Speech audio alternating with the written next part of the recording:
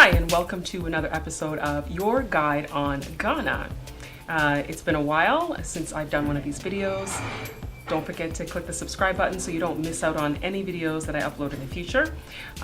So today I actually want to talk about some of the negatives of living in Ghana. If you are an expat and you're thinking about moving to Ghana, there are some things that you need to consider. Excuse me while I dab my face, it's like super hot right now.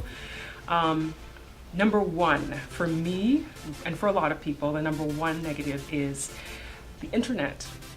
It's very expensive and it also is unreliable. So it is something to consider if it is something that you use for your business or for your personal life and it's really important to you. The internet definitely is a challenge being in Ghana.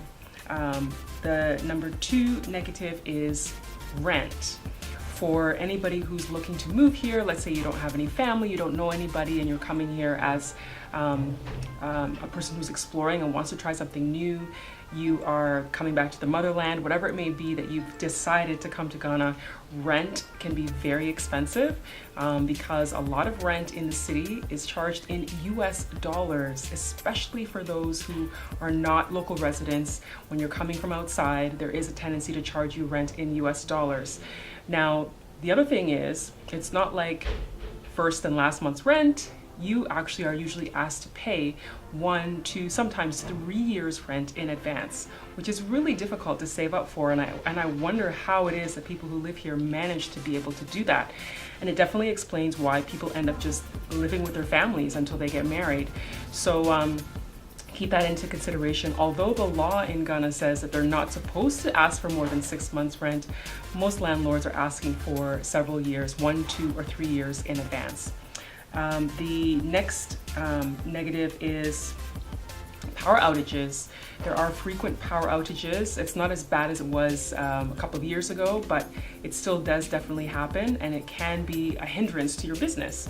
So you do have to consider having a generator for your business to keep things running if it is something that is of importance to you on a regular basis, which of course electricity is important in any business, but for some it's more valuable than others. So it is something to think about because running a generator is also very expensive because you have to put fuel in it and it does go quite quickly, especially if it's on for long periods of time. The other problem is water. Although the majority of places in the city have running water, you do have challenges where there are places that don't. If you rent a place, there could be a place you're living that doesn't have piping coming to the home and you have to actually buy a water tank or rent a water tank, and then you have to have a pump that pumps the water into your home. So that is something to consider as well. Then there are some places that they actually shut the water off. So for instance, I live in Tema, and in Tema there are days when sometimes they just shut the water off. So then you don't have any water for several hours, sometimes a couple of days. So we actually store water in a container in case of those days when that happens, or you can get a water tank and then you have your water pumping on those days that they turn the water off. So that can be a negative living in Ghana. The other problem is poor sanitation. According to statistics, only 1 in 7 people in the country actually have a functioning toilet. So you can imagine, even throughout the city, sometimes I'm out for the day and I'm doing things and I have to keep in mind the places I'm going because sometimes there's not always washrooms available wherever you are in town. So that's something also to keep in mind. Because of that, there tends to be sanitation issues in some parts of the city, some parts of the country, where some people are going and releasing themselves outdoors, and it can be shocking at first when you do see it happening so often, but it's something that I know that the government is working on curbing, particularly in some areas where there's open defecation happening on some of the beaches that they're trying to clear people from doing those kinds of things. And I believe that there's an initiative to try to build some public washrooms to try to alleviate those challenges. But in any case, that definitely is a challenge, sanitation and lack of toilets in some places. Garbage, especially if you're in the city of Accra, it is quite dirty in some places, like beyond dirty in some places, and sometimes the stench is really bad. It's unfortunate. There's actually a dump site in Accra, and it's one of the, no, it's not one of, it is the biggest electronic waste dump site in the world. And it's a serious problem in the country, and it's causing health issues for some people who live in the areas, or for some of the homeless people, some of the kids who go out there and try to get some of the scraps to sell on the market, like electric wiring and all that kind of stuff. So anyway, garbage is definitely a problem. Sometimes you don't see garbage bins around for you to toss your garbage. You do notice people throwing trash on the ground, and you notice gutters being choked with garbage. So then it creates a problem when it's rainy season, that sometimes the gutters overflow because they've been choked with garbage. So that's an unfortunate thing. That is a problem and is a negative when you're living in Ghana, particularly in the city of Accra, Greater Accra region. The other problem that's a negative, if you are used to living in Canada, the US, UK, Europe, wherever, time is important. When you have meetings, when you have appointments, I think there's a mosquito flying around my ear.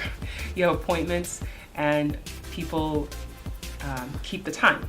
Whereas here, I find that there is a relaxation when it comes to being on time. There is a lot of tardiness, so you will be waiting for people often. If you have a meeting that's supposed to be at 10, it can end up not starting until 12. Yes, that is right. And it's very, very frustrating for a lot of people, particularly who have lived outside the country and now are here and trying to run business, trying to do things, and things are almost never on time, and it's very, very difficult. So that is another negative of living in Ghana or moving to Ghana. If you are considering doing it, those are things to think about. So I'm going to run down the list of negatives just to review. Number one, the internet is very expensive, so keep that in mind, and it's also not very stable considering the cost that you're paying. Number two, the high cost of rent, being charged in US dollars, and they ask for the rent upfront 1, 2, or 3 years in advance. So keep that in mind as well, that you should have a chunk of money to pay your rent, unless the company that's offering you a job, if you've been offered one, is paying your rent for you, because there are a few companies that do pay for accommodation costs. Power outages, as I mentioned, power goes on and off, so you should consider the cost of a generator if you are moving to Ghana. And water issues, poor sanitation, lack of toilets, and the garbage problem, as well as tardiness. So those are all things that are problems when you, or negatives, when you are thinking about moving to Ghana. Keep those in mind. Thanks for watching another episode of Your Guide on Ghana.